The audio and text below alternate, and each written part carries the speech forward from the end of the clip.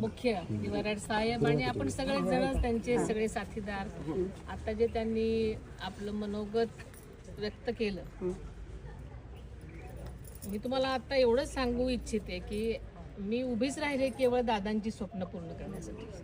आणि तुम्हा सगळ्यांच्या ज्या अशा अपेक्षा आहेत त्या लोकांनी कुठे बघायचं. आणि दादांनी आपल्याला सांगितलेलं आहे की काही असलं तरी आपण प्रत्येक गोष्टीला फेस करायचं, लढायचं. आणि म्हणून मी माझं सगळं बाजूला ठेवून मी फक्त आणि फक्त तुमच्यासाठी मी आता उभी राहिलेली आहे.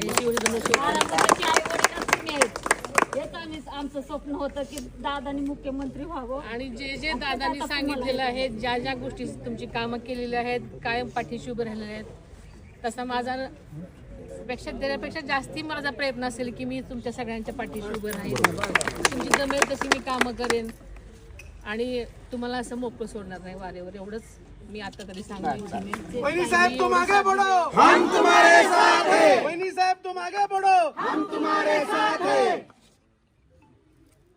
सगळ्यांना खूप खूप धन्यवाद. कधीही माझ्यासाठी 24 तास माझे घरदार तुमच्यासाठी उघडे आहेत. एवढंच मी सांगेन.